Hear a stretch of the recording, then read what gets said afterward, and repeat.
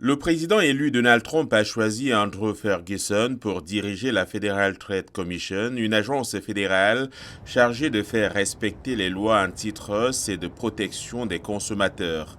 Ferguson, un républicain, siège déjà à la commission, ayant été nommé par le président Joe Biden au conseil bipartite de 5 membres et confirmé en 2024. La protection des consommateurs et la concurrence ne sont pas des questions partisanes.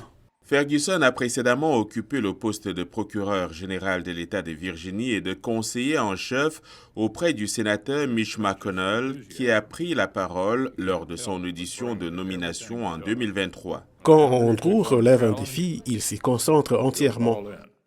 Ferguson a signalé de nouvelles orientations pour cette agence indépendante plus alignée sur les priorités de Trump. Dans un document utilisé pour promouvoir sa candidature et obtenu par Punchbowl News, Ferguson s'engage à lutter contre la bureaucratie pour mettre en œuvre le programme du président Trump et liste les moyens de rendre la FTC plus favorable aux entreprises tout en renforçant la surveillance des entreprises de médias sociaux.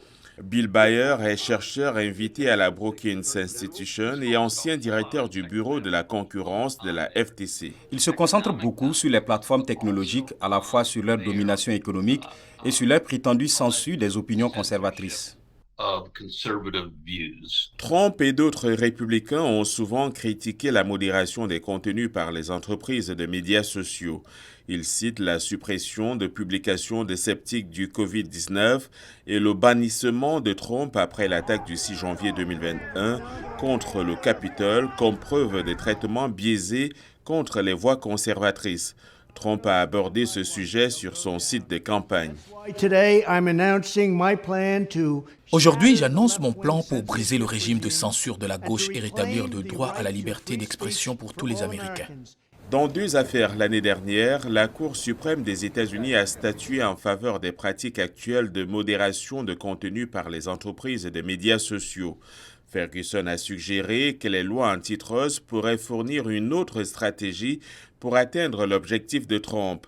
Bill Bayer, chercheur invité à la Brookings Institution, estime que cela dépasse le rôle habituel de l'agence. Qu'il puisse effectivement utiliser les pouvoirs de la Federal Trade Commission pour s'attaquer aux efforts des plateformes visant à empêcher la diffusion de contenus inappropriés ou grossièrement inexacts est une question ouverte. Les plateformes ont un droit au premier amendement, tout comme un journal ou chacun d'entre nous.